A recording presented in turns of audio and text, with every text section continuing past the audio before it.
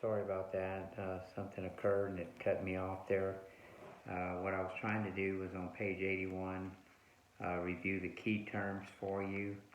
So I'm going to look at column 1, active. I just talked about that, and that's where the kid picks something that he or she enjoys doing rather than something that the parents are interested in. Further down, the adoption study, again, that's a way of testing environmental influences on development. Androgens, that's the main class hormone in young girls during puberty. Behavior genetics is the study of the effects that genetics has, both genetics and environment has on our development and our characteristics and so on. In the second column, estrogens is a specific hormone found in females during puberty. And I hope I said it correctly. I'm going to go back. Androgens is a specific class of hormones in males. I'm not sure if I said that. Evocative is when the client or the kid evokes a response from their environment. Nothing else in the rest of that column. In the third column, of course, genotype is your genetic blueprint, your genetic heritage, how you are predisposed to be. On hormones, make sure you know all the different hormones in the glands that produce the hormones, the androgens, estrogens, estradiol, testosterone, growth hormones, and melatonin. Menarche is the girl's first menstruation, usually triggered by body mass, and I gave you some information dealing with the percentage of 17% body fat. Passive genotype, that's usually a toddler just engaging in the same interest as the parents. A phenotype is the measurable, observable characteristics of an individual. So hair color would be an example of a phenotype. Last column, puberty. Expect that you need to be able to say something as a period of rapid development that occurs during early adolescence. Secular trends. Be sure you pick a definition that talks about secular changes with puberty or pubertal changes over time. And then I covered twin studies with you, of course, identical twin studies and fraternal twins. Make sure you know the difference and can tell the difference between the two. As far as names of people you need to concern yourself with, there are none. So don't worry about it. Sometimes you'll see a question that says, according to research by Johnson & Johnson, it's irrelevant. Don't worry about it. Just make sure you understand the actual research. I'm going to move on and take advantage of this time so we can kind of be ahead of the game here, hopefully, and not be rushing into the test next week. And that is to go on to Chapter 3, which deals with cognitive development. What I want to point out to you before I get into Piaget's theories and so on is page 87, figure 3. You're going to see some information about the brain. The two things I would pay attention to, top left corner, the prefrontal cortex, and the bottom left corner, the amygdala. The prefrontal cortex obviously has to do with judgment, reasoning, problem solving, and so on. It develops later in your mid-20s. The amygdala in the temporal lobe, on the other hand, is part of the limbic system, and it's a seat of emotions, and it is completely developed in adolescence, and therefore they respond to it. That's an example, by the way, of maturity gradient I told you about before, where one part of the body is more developmentally advanced than the other. And so the amygdala is more developmentally advanced than the prefrontal cortex, and therefore kids can be quite impulsive and over-respond and overreact to their emotions. The cognitive development view on page 89, so let's do that. So they're talking about Piaget's theory here. I talked to you a little bit about Piaget in the first chapter, but just a quick reminder, People who look at cognitive development are interested in how people think, how people solve problems, and they believe that you're rational and capable of thinking for yourself, and therefore understanding things, making decisions, and so on. So there's a lot in this chapter that goes beyond Piaget, and we'll be looking at that, and things like wisdom and decision making, good judgment, creative thinking, and other aspects of cognitive development. But here on 89, they're talking about Piaget and his theory. So let's go back to the kind of review a little bit, that he believed you're trying to understand your environment. And so as you're taking in information, you get a different, overwhelmed, if you will, and you have to organize your information. So now we need to give that a name. We didn't have a name for it in chapter 1, but in chapter 3, the author calls this your schemata, or your schema, either one. Anyway, your schema or your schemata is the way you organize information, and a good analogy would be a filing system, an index file, A through Z, and you learn about trees, so you go to T and you put trees in there and so on.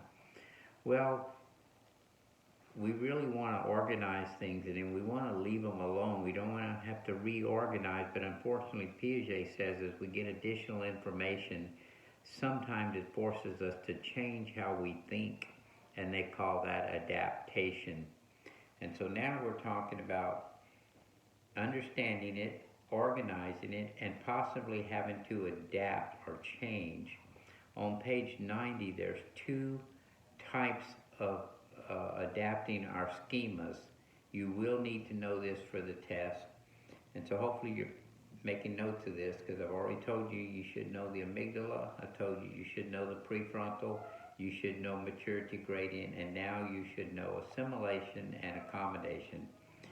These are forms of adaptation regarding your schema. Let's take assimilation first. It's the easier of the two. Assimilation is process in which you incorporate new information into existing knowledge. So basically you're simply adding to what you already know, and it doesn't really cause a lot of distress or cognitive dissonance for the young person. They just simply add more information. They call that quantitative change. Quantitative is just adding more to what you already have. So for instance, quantitative change would be an individual is 3 feet tall, then they're 4 feet, now they're 5 feet. They're still the individual, they're just more of what they were, they're taller. Well, as it relates to cognitive development and assimilation, an example would be a child who doesn't understand or is just learning about, let's say, fish. So the parents buy them a small aquarium and put a little tropical fish in there, a guppy. The child knows nothing about this. He wants to understand it. The parents explain to them to the child that the fish has to stay in the water, that the fish cannot come out of the water because it'll die. It needs to breathe through its gills, and that tube that's in the tank is pumping oxygen, and that's what the fish is getting its oxygen from. And that the fish doesn't have feet, hands, or legs like we do, but rather fins, and that's how they move about. So the child now gets that information organized. Well, let's say that's a guppy. Well, the child comes home and now there's 2 fish in the tank, and the next fish doesn't look like the first one, and the child inquires, what is that? And the parents say, well, it's also a fish, it's just a different type. One's a guppy, the other's a goldfish. So the child now begins to understand that they're going to have to change what they thought about fish. They thought all fish looked like the guppy, but now they find out, no, there's another type of fish. And the next week they add another fish to the tank, and it's an angelfish. And the next week a striped something tropical fish, who knows. Over time the child begins to realize that there are multiple types of fish, and they can all fit nicely under the schema of fish. It's just that there's different types. So they just keep adding on to what they already know about fish and the similarities and the differences. And they call that assimilation. The other type of adapting your schema is called accommodation. It's a little more complex, in which the child would like to assimilate, but they're forced to completely change how they think and to completely reorganize the information. So if we continue with that same analogy of fish, the child, as they grow older, the parents take them to the aquarium, and the child sees a porpoise swim by and says, "Wow, look at that big fish." The parents immediately correct the child and say that particular creature is not a fish, even though it's swimming, it has fins, it's in the water. That is a mammal. It's a porpoise, and porpoises are mammals. This creates a problem for the child because he can't simply add porpoise under his schema of fish. And so he has to now adapt to this new information, and they call that qualitative change, not quantitative. So he has to set up a new schemata regarding mammals, and then he can now put a porpoise under mammal. Because they explain to the child that a mammal has to surface to breathe. They're warm-blooded, and therefore they're not a fish. And so as the child learns about mammals, he can begin assimilating other mammals and species under that schema, but he cannot fit a porpoise into the category of fish. And that is called accommodation. You have to completely change your thinking about something. And so it's sort of like convincing a kid that they can't put a square peg in a round hole. Only round pegs fit in that hole. And so they have to change and start looking for a different hole to put that square peg in. They have to change their thinking. They can't put everything into that one thing. All right, well, continuing with the PowerPoints, looking at Piaget's 4 stages of cognitive development. I'm not going to spend a lot of time on stages 1 and 2 because that's child development, and we're really pressed for time here. So I'm going to pick it up on stage 3, and you can find this information on page 90 in your book, Concrete Operational Stage. So at the concrete operational stage, kids begin to understand things that baffled them at the previous stages. So I want you to know some terminology,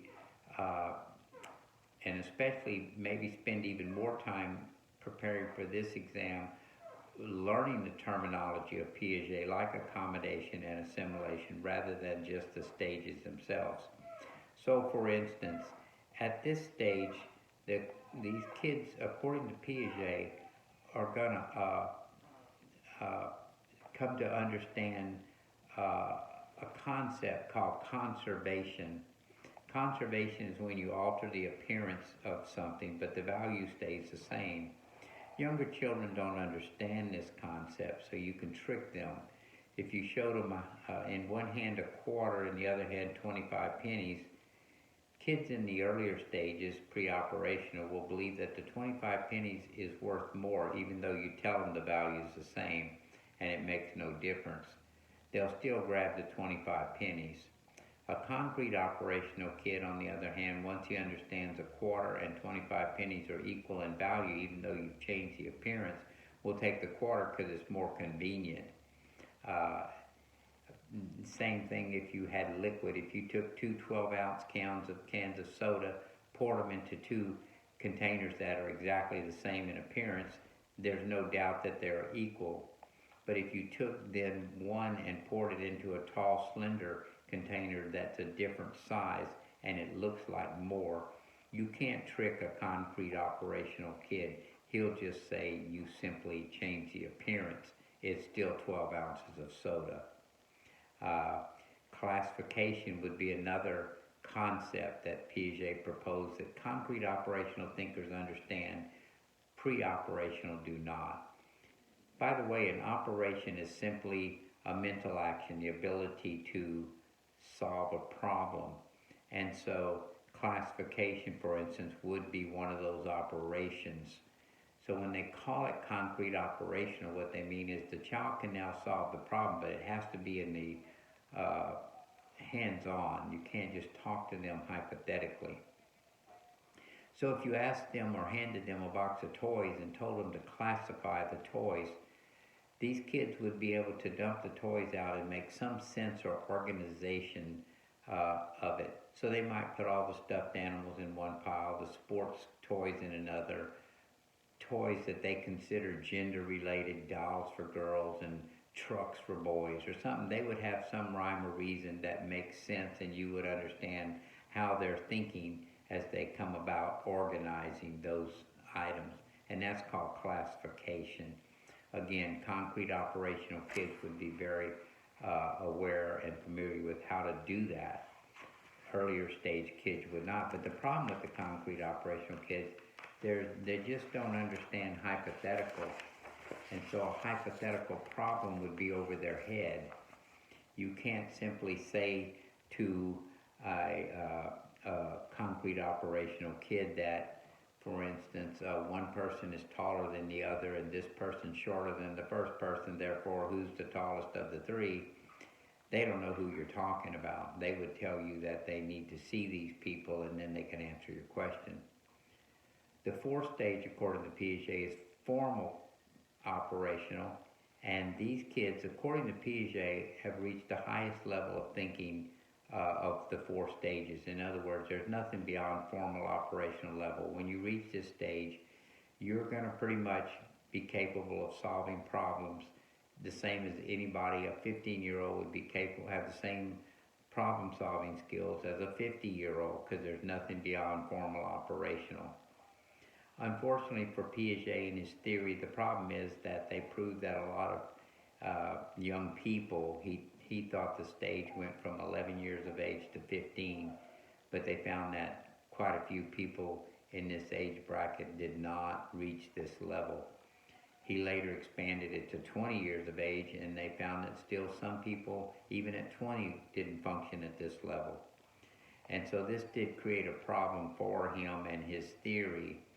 But regardless, according to Piaget, he believes that once you reach adolescence, you're capable of formal operational thinking, you're capable of hypothetical deductive reasoning, which includes abstract thinking, and he also believed that these young people would get into creative thinking or thinking outside the box, idealistic thinking, if you will, to daydream and to come up with things and solve problems just in their mind. And they would certainly understand hypotheticals and abstracts. Well, unfortunately, again, what testing found was that in America, for instance, only 1/3 of 8th graders were formal operational thinkers, which meant that our curriculum, our education system was kind of over their head, because by the 8th grade, certainly if we assume they're hypothetical, abstract, and idealistic, and we're teaching at that level, and 2/3 of the kids are not at that level, then we're talking over their head, and that's of no use. That information, by the way, is found on page 91. So make sure and look at that. On 92, evaluating Piaget's theory, the good news about the theory is it was very helpful here in America, because we did develop our curriculum based on stage of cognitive development. Our educational system tries to match kids' abilities, cognitive abilities, to the teaching levels that we present to them as they go through public education. The negatives, though, was that Piaget underestimated how kids in the first two stages could actually perform cognitively. He underestimated their abilities, and he overestimated the abilities of kids in the third and fourth stages. So he really thought they could think at higher levels, in which case, as I've just mentioned, they had a difficult time doing that. But other than that, it's an extremely useful theory. It's got a lot of good points in it. At the bottom of page 93, the author goes into a discussion of cognitive changes in adulthood. So from this point forward, we're moving away from some of Piaget's stuff, and we're looking at other cognitive concepts that will be addressed in this chapter. I'm looking at the top of page 94, if you're following me in the book, and you'll see a thing called realistic, pragmatic thinking. And what they're really talking about is the transition from adolescence to adulthood, in which we go from being kind of very idealistic to being more realistic or pragmatic. So basically, what they're telling you is teenagers tend to be not very realistic, but they tend to be quite idealistic in their thinking. And the problem with that is, of course, things seem much simpler to solve problems of the world and to do anything other than just have an idealistic thought would be to make it more difficult than it needs to be. When in reality, you have to be more pragmatic and deal with the actual facts of the situation, and therefore change your strategies if you're going to come up with a concept, for instance. So keep that in mind. Reflective thinking, that's a guy named William Perry. He came up with a concept also that talked about the transition from adolescence into adulthood, in which he felt like young people engage in a type of thinking he calls dualistic thinking. It's fairly simplistic in that it's an either-or situation. You're either for me or against me. There's nothing in between. He says as we mature and become young adults, we move into what he called multiple thinking. And multiple thinking, an example would be, in my opinion, this is how this is, but I could be wrong. And so they take in mitigating circumstances, and they come to realize there may be other things at work here that they're not sure about. And he calls that multiple thinking. On page 95, I don't think I have a PowerPoint for it, and I'll wrap up today's or this version of my lecture. The word wisdom.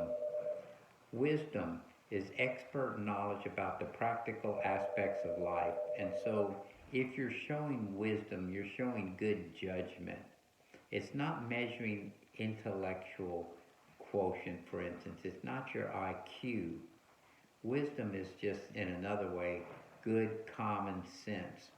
So they call that expert knowledge about the practical aspects of life. You just use good judgment. As you read that paragraph, you're going to find that the author says that very few people reach that level of wisdom. It's a very small percentage, less than 10% of the population. Some say as little as 5%. The other thing about wisdom that's a misunderstanding is it's really not related to age. So to assume that as we get older we get wiser is a myth. They find that has nothing to do with wisdom. You could still be engaging in unwise behaviors even as an elderly person. If you're still consuming alcohol and smoking and so on, that wouldn't be very wise. And so it really has not that much to do with age. That seems like a good stopping point. On Friday I'm going to pick up Vygotsky's theory and some other cognitive development that's shared in this chapter. Monday I should be able to wrap up the chapter for you, do a quick review, and be prepared for your second test a week from today, Wednesday.